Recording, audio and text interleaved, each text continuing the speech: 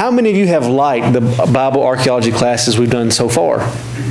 All right, a few of you. Good. I have too. It's been very informative for me being able to research these things and put the slides and research the videos. And I've really enjoyed it. I was nervous about the class because it's just a different type of class than what we're normally used to in a Bible study class. And so really happy to see the positive reviews. And I'm glad that you guys like it, and I have liked it as well. The last installment, the Top 10 Finds of the New Testament, we took 2 weeks because we rushed during the first installment of the Old Testament class. We got through all 10 in one setting, but it was kind of rushed. We kind of talked some more last week on the New Testament. It took 2 weeks. We probably had more discussion last week than this week, and so we'll just kind of play it by ear. I've got several videos for us to watch to correspond to these, more so than the first and second installment. One video you're either going to love or hate. I'm not really sure. I was nervous about it, and Brittany was supposed to watch it before I put it on here, and she didn't get a chance to see it. She said, why don't you show it to Randy first? And Randy and I didn't do that today. So now the elders are like, what on earth is he about to show? You'll just have to wait and find out. So, you know what? No snakes? No, there's no snakes in it, I promise. No snakes. So the top 10 finds of last year. And so what I talked about before, they find archaeological finds all the time in the Bible lands. All the time, literally. Hundreds of discoveries every year. Some of those discoveries are minute, and some of those, like the ones we're going to see tonight when we get towards the top of the list, is going to be monumental. Like some of the biggest archaeological finds in the history of archaeology took place just last year. One of the reasons why we're able to find so much more things is because there's more individuals who were able to dig. Some of these places that have been violent in the past are more subdued or calm, which allows for more archaeological time to take place. And honestly, with technology and the internet, with high resolution photography, with being able to see under the ground with ground penetrating sonar, there's all types of technological advancements that have helped archaeology in the past few years to become much more efficient than in years past. Just looking at a hill and thinking, if I was living 3,000 years ago, I would like to put a city there. Let's start digging and see what we can find. And so there's still an aspect of that takes place, but more so technological based in recent years. So what are some of the top 10 finds from just last calendar year? The number 10th find that we're going to see is the Philistine city of Gath. Now, those of you who know about Bible archaeology will say, what are you talking about, Isaac? We've been looking at the archaeological evidence from Gath from years, which is true. Gath is one of the 5 Philistine city-states. When you think about the 5 city-states of the Philistines that you read about in the Bible, think about Greek city-states. You've got Athens and Sparta and Thebes and Macedonia, and they fight each other all the stinking time until the Persians come, and they all band together for a little bit and fight the Persians. Technically, some of the Greek city-states fought with the Persians against the other Greek city-states, but that's a history lesson for a different time. But think same ethnicity, unified, but a little bit different. That's kind of the Philistine city-states. Well, one of the interesting things, Professor Meyer, I believe is his last name, he's been kind of in charge of the archaeological digs in the city of Gath for years. That's his baby. That's his job. That's what he does. He got some aerial photographs from the 1940s that were taken of the city, and he started to look at those in the off-season of the dig, and he realized that the ground was raised in a way that it should not have been done just looking at the geography around the city of Gath. And what he realized was this was evidence of siege works when the city of Gath was destroyed. And so by looking at those aerial photographs in the 1940s, he said, this looks like a siege ramp. And so they started doing archaeological digs there at that siege ramp, and they've been able to find more archaeological facts and extend the city of Gath and the archaeological findings that are there. This is extremely important because this city is mentioned several times in the Bible. It's the hometown of Goliath. Just a few years ago, they found some pottery sherds that had the name Goliath on them. Now, was it just a common Philistine name?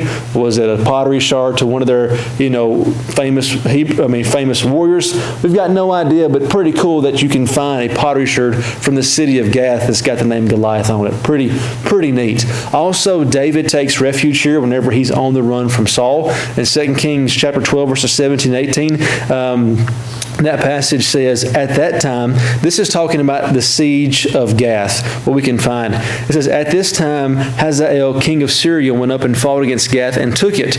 But when Hazael set his face toward Jerusalem to go against it, Jehoash, king of Judah, took all the sacred gifts that Jehoshaphat, Jehoram, and Haziah, his fathers, the kings of Judah, had dedicated in his own sacred gifts, and the gold that was found in the treasuries and in the house of the Lord, and the king's house, and he sent these to Hazael, king of Syria, and Hazael went away from Jerusalem.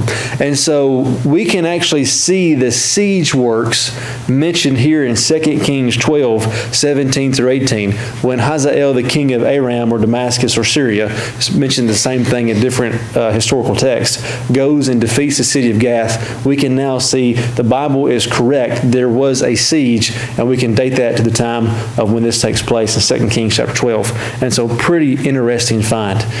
This is a picture of Gath, also known as el-safi, and so this is the archaeological digs that are taking place. There's some really, really cool videos on the internet. If you like this type of stuff, you can just type in Gath archaeological site, hit enter, and Professor Mayer has tons of videos over the last 15 years of some of the different findings that they've had from Gath, and so pretty cool stuff. What they do, they go for a month. They take a team of several dozen people. They dig for an entire month, and then they spend the rest of the year, 11 months, trying to study, decipher, and look at all the different findings that they have and figure out what they are. So it's pretty neat. You don't have to be a doctor in archaeology. Honestly, you can probably go to his website, sign up, and you can go over to the Middle East for a month and dig. And so Callie's shaking her head yes. So they have, I saw a video they shot here at Gath. There were college students from America, from Holland, from South Korea, from Japan. There were retired couples from the U.S. and from Great Britain who thought, we're retired and we just thought it'd be nice to come and dig around for a month in the dirt. And so they go and they sign up and they go and they dig in the dirt. So, Brother Randy, you're retired, so you and Miss Kathy, you want to go to Gath and dig around for a month or two. It could be cool. You could find Goliath's spear or something like that.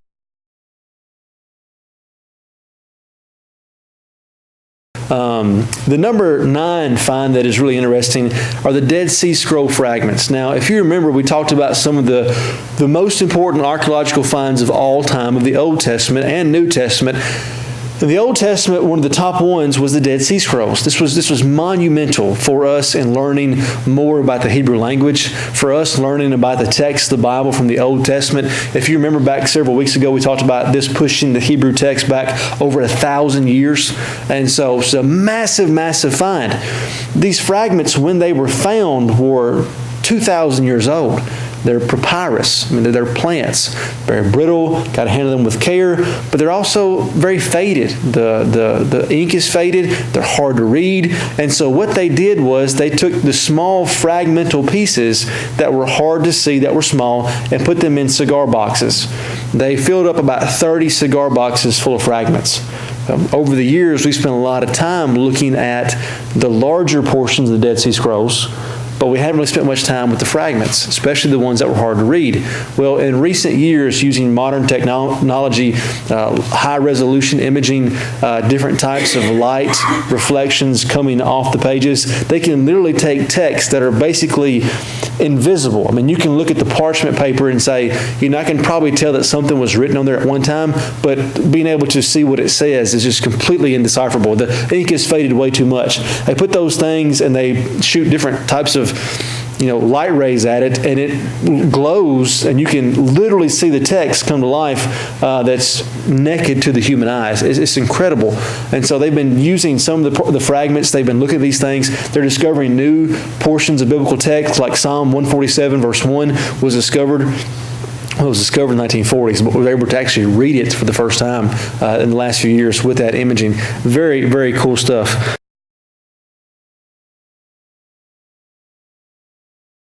Really neat how they can take those light rays and be able to see text in there and find new portions of Scripture that we didn't even know that we've had for the last 70 years. And I saw someone give an interview just this past week where they said they've gone through like maybe 2 boxes of those 30 cigar boxes full of those fragments. And so really, really neat, interesting stuff that could be coming out of the Dead Sea Scrolls, even in the future years that lie ahead, even though we've had them for 70 years.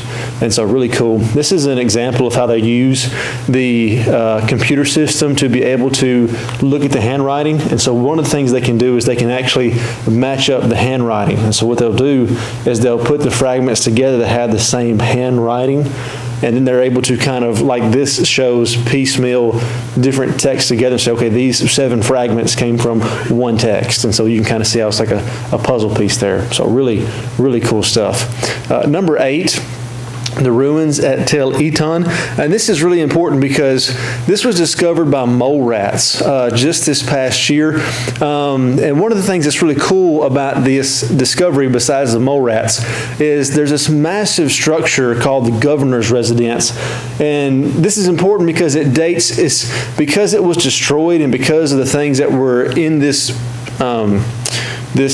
city that had been destroyed in the 9th century, they can look at this and see that there was an indication of Jewish culture and government before the 11th BC.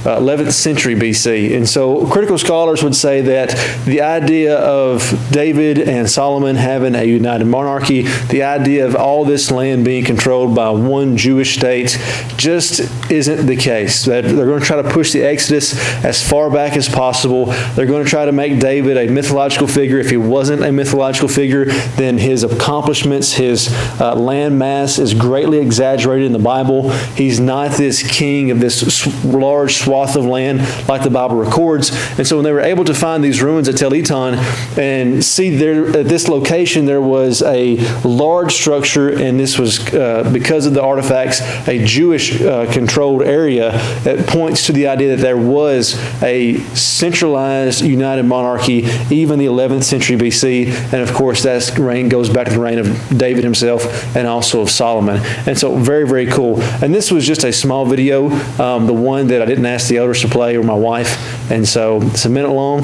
but we'll see if you guys like it.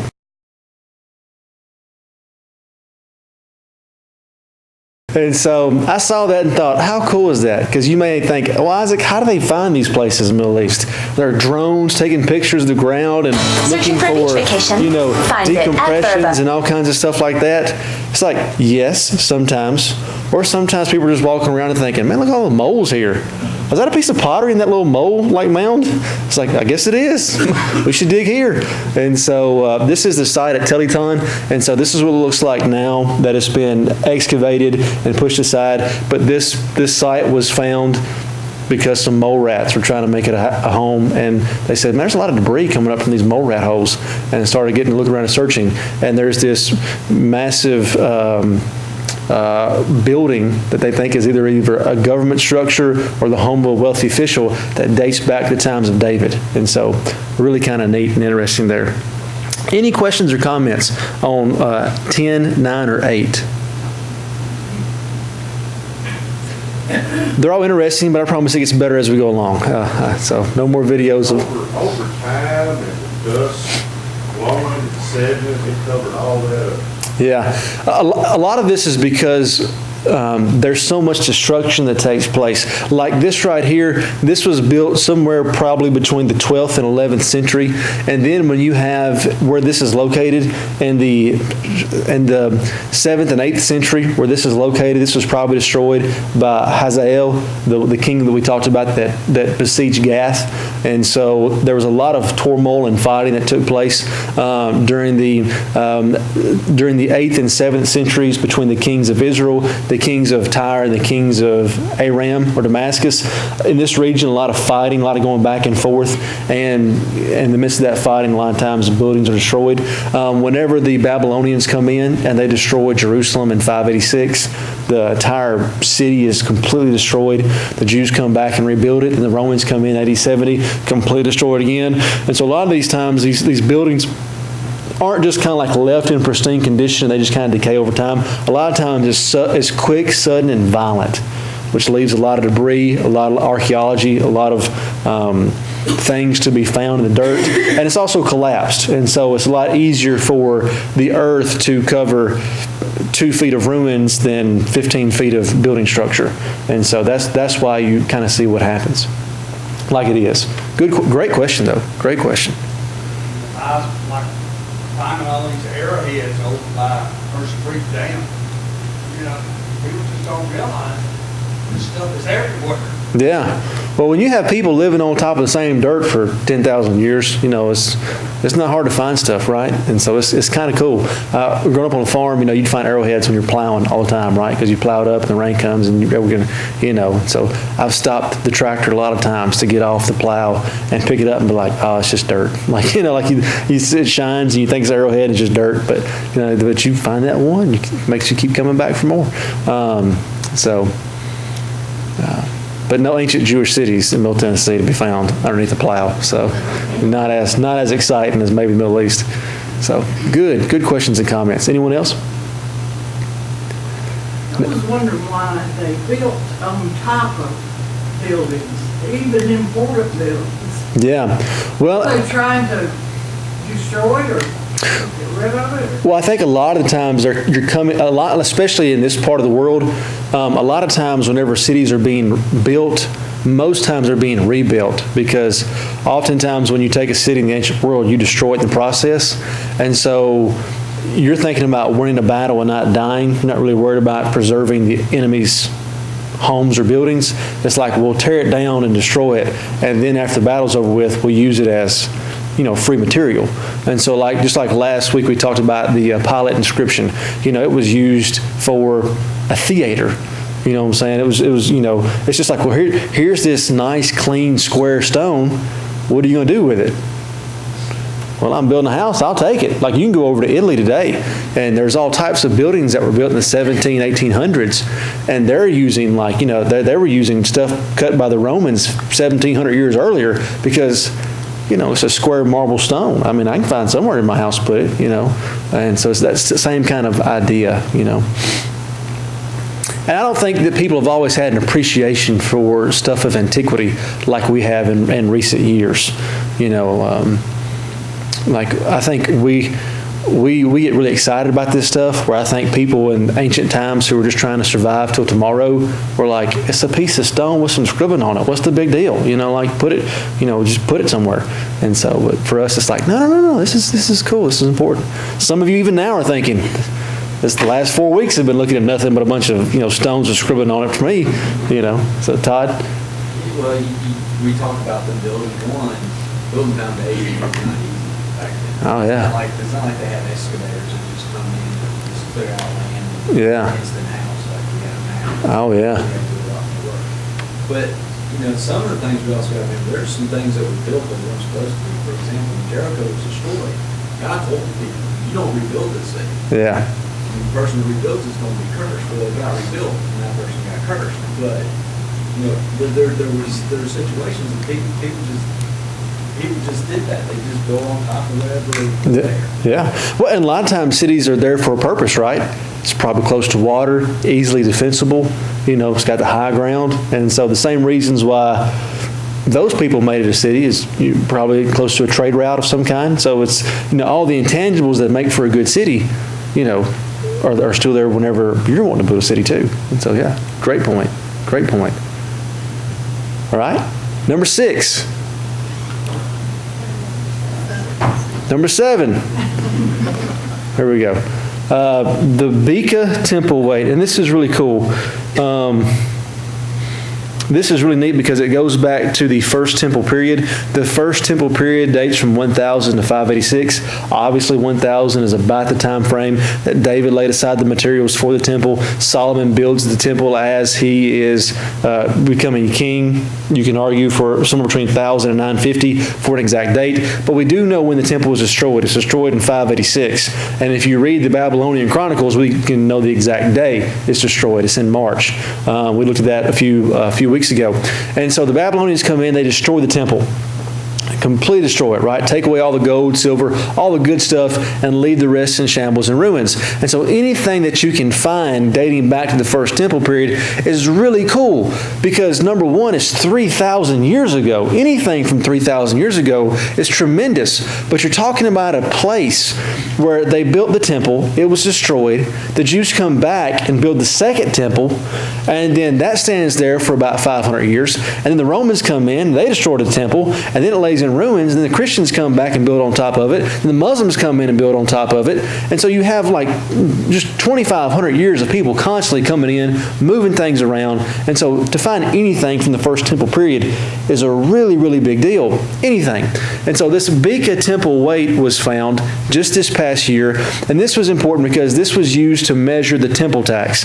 Now we are told in Exodus 30, 11 through 14, that every Israelite had to pay the temple tax. It says there in that passage, the Lord said to Moses, "When you take the census of the people of Israel, then shall each give a ransom for his life to the Lord when you number them. There will be no plague among them when you number them. Each one is numbered in the census shall give this, half a shekel according to the shekel of the sanctuary. The shekel is 20 gerahs, half a shekel as an offering to the Lord. Everyone who is numbered in the census from 20 years old and upward shall give the Lord's offering."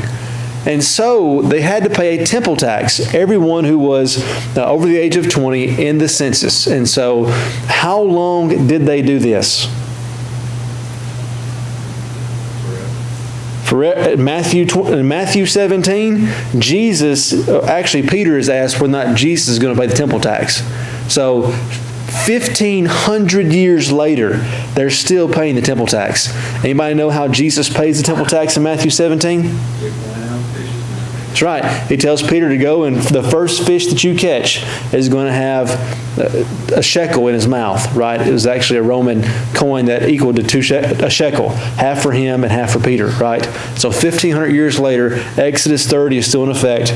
Both are Jewish males. They need half a shekel apiece. Jesus says, go get it from the fish's mouth. Peter does that. Really, really cool. And so this is really interesting. There was a really cool video that I was going to show, but the entire thing was in Hebrew. And so I decided not to show it to you. They had subtitles. It was really neat and really cool, but I'm not going to do that. And so this, why would you need a temple weight for the shekel? A scale, right? When Moses gives this initiative in Exodus 30, there are no coins. There's no coins. So you've got to pay a certain weight in silver. So you all have all seen the scales, the balance scales, right? And so this would have been the official temple weight used in the temple. They would have had it on one side of the scale, and you would have brought your silver.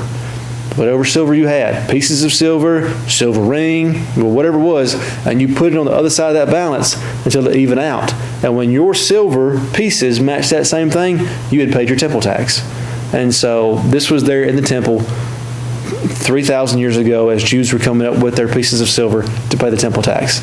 So really, really cool. You know what that actually weighs? 11 grams. How much is that? That is that's a little over a third of an ounce. And so this is really interesting. And so Jesus and them would have had to pay a temple tax. Of course, in Jesus' day, obviously there are silver coins. And so you could use coins to do that. Any questions or comments on number 7? What was that made out of? It's a stone. Good question. And one of the interesting things is the writing is backwards. And so one of the cool things about this is, now why would the writing be backwards? Like, it's called mirror script. Stamp, yeah. So the person who did this probably was an individual who wrote seals. Because you know when you write on a seal, you put it in reverse. So whenever you stamp it, it looks right. And so he was probably just so used to writing on seals. Or maybe this was a weight and also a stamp. Maybe this was some sort of stamp of approval that this has been checked and this is according to the weight of the temple. You know, may have been the case. We don't know. Good question. Number 6. I do believe that we're going to do just half, which is good. Number 6, the oldest inscription. Now, last 2 weeks ago, we talked about the oldest inscription of Jerusalem, right? And you may be saying, well, Isaac, did we find a more recent, older inscription of Jerusalem? No. But we did find the oldest inscription of the modern word for Jerusalem, Yerushalayim. And that means the modern day. And one of the things interesting is, throughout the entire Bible, the shorter form is given to Jerusalem, except for 5 places. In 5 places in the Hebrew Bible, there is the long spelling of the word Jerusalem, Yerushalayim. And people would say this is clear evidence that this was changed because no one was calling Jerusalem that before a certain point in history, and certainly not the time when these books of the Bible were being written. One of the things that this did was push it back and say, yes, before the time of the New Testament, before what critical scholars believe to be the coining of the longer form of the word Jerusalem, was being used by Jews in that area. And so it took a criticism of the Bible and turned it into something that validated the accuracy of the Bible. And we also have a video of that. Steve, could you play that for us?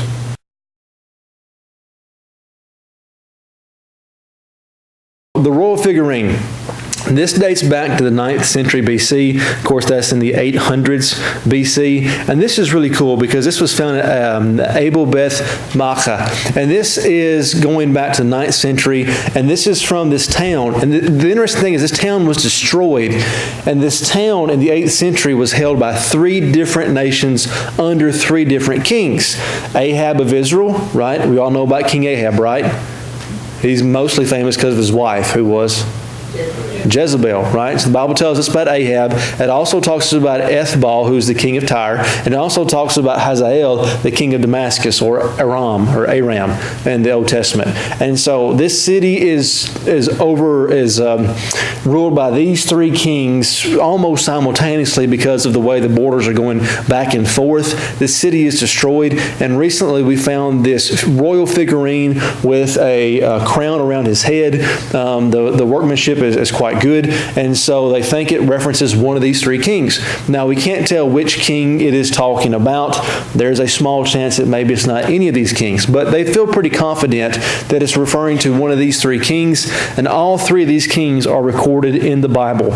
And so regardless of which king it is talking about, the fact that it is talking about most likely a biblical king of 3,000 years ago is pretty impressive. And so this is the royal figurine that you can see here that was discovered. And so pretty interesting that 3,000 years this can stick in the dirt and they can dig it out and it's still got the painting. You can still see his hair and his beard, and so kind of cool, kind of neat. Any questions on the royal figurine? No? Okay. The Shiloh pomegranate, okay, the ancient city of Shiloh. Why is Shiloh important? There's some cities in the ancient texts in the Old Testament that are huge. Shiloh is probably one of the most talked about cities. When I think about the Old Testament, the top cities, I think about Jerusalem, I think about Bethel, I think about Shiloh and Shechem. I mean, like those are like the top 4 cities of the Old Testament. What are some things that take place at Shiloh? Did they store the tabernacle there? Yes. When the tabernacle comes into the land of promise, right? The tabernacle goes to Shiloh, and the tabernacle stays there for 400 years, right? And the main prophet of Israel, right? Elisha, Nathan, they are at Shiloh, right? I mean, the high priest between 1450, 1500, the high priest for 400 years, right? Along with the prophet, he's at Shiloh. So when you want to go and you want to make your sacrifices to the Lord, for 400 years, you go to Shiloh. And so Shiloh is seen as the holy city before David drives the Jebusites out of Jerusalem and established that as the new capital. And then he brings the Ark of the Covenant to Jerusalem, right? Because at that time, the Ark of the Covenant had been taken by the Philistines in battle. Shiloh has already fallen. And so major important city. One of the things that we know about the tabernacle and about worship is the importance of the pomegranate. We can look and we can see In Exodus 28, it talks about the importance of the pomegranate. The pomegranate was used as a symbol in the ancient world to symbolize, fruit, right? And so, we haven't always had cakes and candies and stuff like that. So fruit, sweetness is very rare in the ancient world. And so pomegranates were something that were very hard to get. They were very expensive. It was seen as a royalty, as a novelty, but also something that symbolized fertility, right? And so, if you're an ancient culture, you're concerned about your fertility, both as an individual, as a family, and also as a nation, right? And so pomegranates were on the robe of the high priest, right? On the fringes of the high priest, he would have a bell and a pomegranate, and they would go back and forth. It was a sequence: pomegranate bell, pomegranate bell, pomegranate bell, and so you would have that. You would also have individuals, whenever they would make they would give sacrifices at the tabernacle. They would bring clay pomegranates. One of the cool things that we found this past year in 2018 is a pomegranate from Shiloh, and so it's a very, very interesting thing because it's connected not only with the temple, but could go all the way back to worship at the tabernacle in Shiloh, and so that would be huge. To have something that symbolizes the tabernacle at Shiloh. The prophets like Elijah and Elisha, you talk about the tabernacle that Moses gave instruction through inspiration from God, and that Moses and Joshua took on through the wilderness and in the promised land and set up there at Shiloh, that God said, you're going to set up at Shiloh, and that's where worship to me is going to be. That's incredible. And so this is the clay pomegranate that we have found. We actually found one of these in 1926, and we didn't know what it was.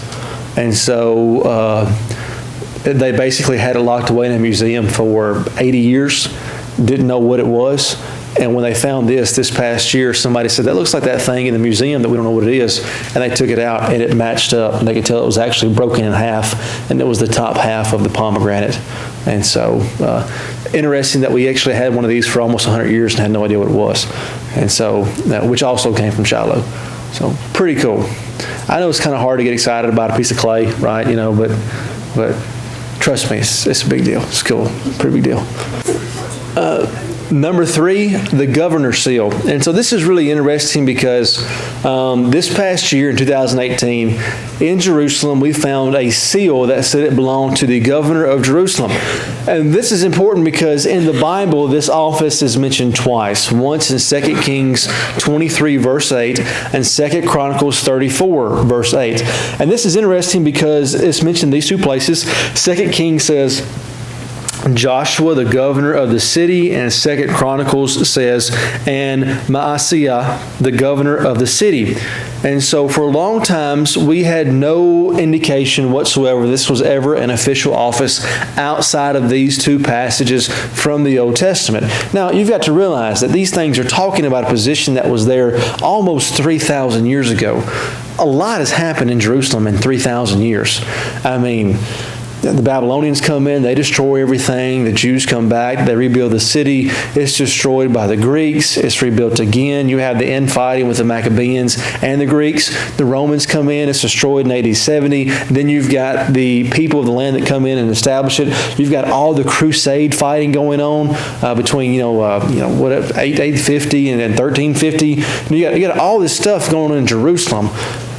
The political turmoil in the last 70 years, and then you're able to find something that goes back almost 3,000 years and actually confirms what the Bible says to be true. And even if you said, 2 Kings 23, 2 Chronicles 34, maybe the governor of the city was an official title. Maybe it was an official, office. Maybe it wasn't. What's the big deal? Well, for those of us like you and I who expound that the Bible is the inspired Word of God and that it is right, it is a big deal. We can't just throw up our hands and say, well, if it was an office, it was an office. If it was an office, it was an office. Not a big deal. And so whenever we find something that confirms something the Bible said 3,000 years ago, it's a huge deal. And so even for those who don't look at the Bible as the inspired Word of God, as we're going to see in this video, even just for Israeli history, right? This was a huge find, confirming that there was a governor of the city. And so we've got that video. Michael, will you play that video for us?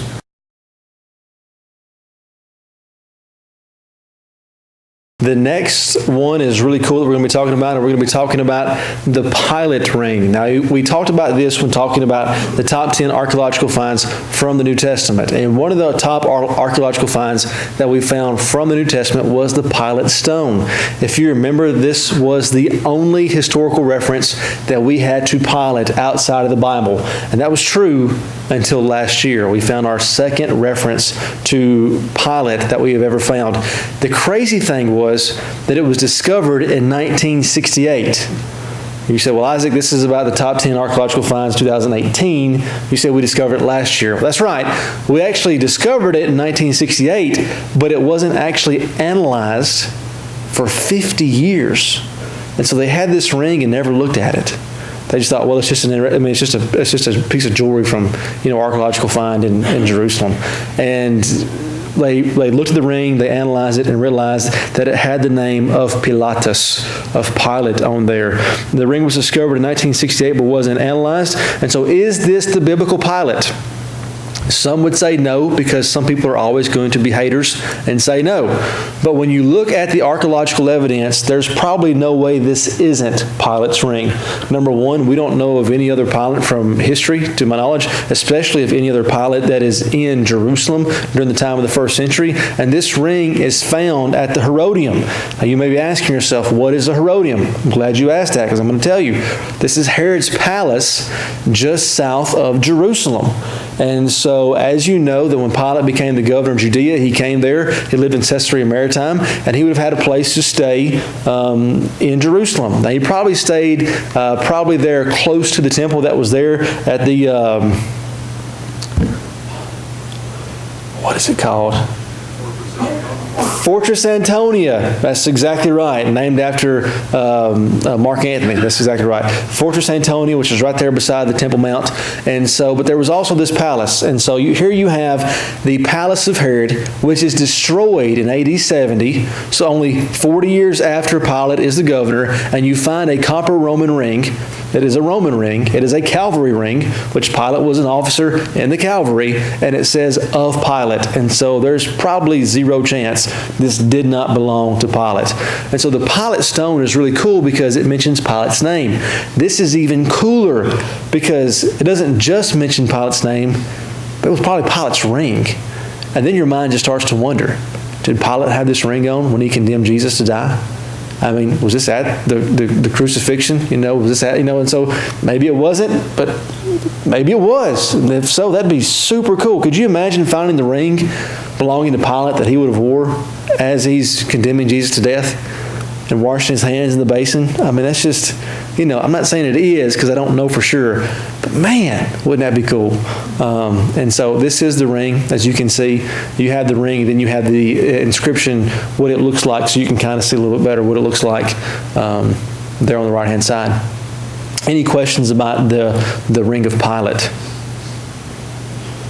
And so in the text, we're told that Herod and Pilate actually forged a friendship because they both took fun in making fun of Jesus during the trial. And then you find his ring at his palace. And so, I mean, really, really, really cool stuff. Oh, it's amazing. If you couldn't hear Steve, the hunting of Christian relics has been a big deal since Constantine's mom in 330. People have been hunting relics. They say there's enough pieces of the cross of Calvary, to construct like a 10-story building, throughout Europe, because everybody came back and was like, I got a piece of the cross. It's like, I've seen enough pieces of the cross to build a house, but yeah, like you were saying, this stuff has been there for 3,000 years, or in this case, 2,000 years for us to find. And the fact that we had this thing for 50 years, like this is number 2 on the 2018 list. This is one of the coolest finds we have ever found. And it was sitting in a box for 50 years until they're like, oh, we should probably take a look at this box and see what's in there. It's like, what other stuff do we already have that's been uncovered that we just haven't got to seeing yet? And so, what was it made out of? It's a copper ring, made out of copper. Mm-hmm. And so, yeah, really cool. I mean, just really, really cool stuff. Number 1, this was the number 1 find of 2018, even cooler than the Pilate ring. I know you're asking yourself, how could that be? But This is the Isaiah seal bulle, one of the biggest finds ever in biblical archaeology, maybe one of the biggest, if not the biggest finds ever in biblical archaeology, not just last year. When they discovered this, it was absolutely massive. They discovered this just feet away from Hezekiah's seal. Isaiah and Hezekiah lived during the same time. Hezekiah, of course, being the king, Isaiah being the king's prophet. They're mentioned 14 times together in the Bible, 14 to 16 times, depending on how you count, what's your criteria. But they're mentioned more than a dozen times together in the Bible. They worked hand in hand, and as we were excavating this area, they found multiple bulles. A bulle is the indention of a seal, like you would put on like a letter, a piece of clay, and you like stamp it and seal it, And so they found Isaiah's seal and Hezekiah's seal. Incredible. I mean, scholars have been saying for 200 years that there's no way Isaiah was a real person. That he was a made-up guy, or if he was a real person or a real prophet, there's no way he wrote the book of Isaiah. And the fact that we actually found something bearing the name Isaiah the prophet, I mean, it's insane. I mean, it's absolutely incredible that it was sitting there for almost 3,000 years until we found it. And so I've got a video that Michael's going to play for us. Thank you, Michael.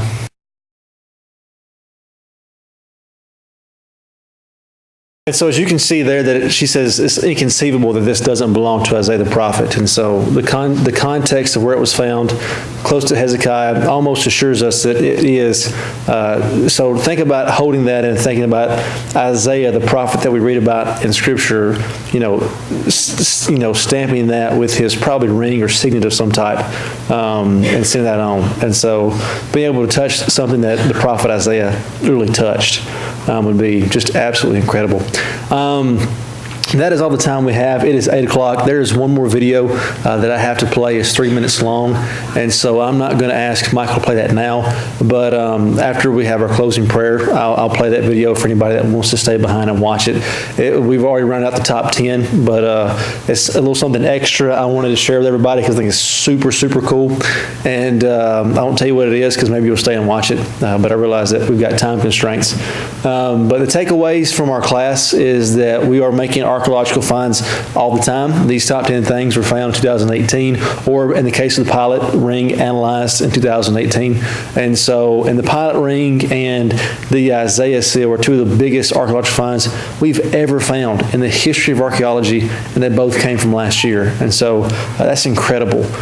These findings confirm the accuracy and validity of the Bible, and we can trust it historically. We can also trust it when it comes to our spiritual needs. Any quick questions or comments before we close out? Dear Heavenly Father, we're so thankful for all the many blessings you've given unto us. We're so thankful for archaeological evidence that confirms the validity of the Scriptures. And dear Heavenly Father, as wonderful as these findings are, they help us always to approach your Word, the true majesty in our lives that gives us what we need to know to please you and to go to heaven. And help us to approach the text with awe and wonder and to study it and revere it as we get excited about these archaeological finds. And dear Heavenly Father, we're so thankful for your Son and for the salvation that can only come through him. And in his name we pray. Amen.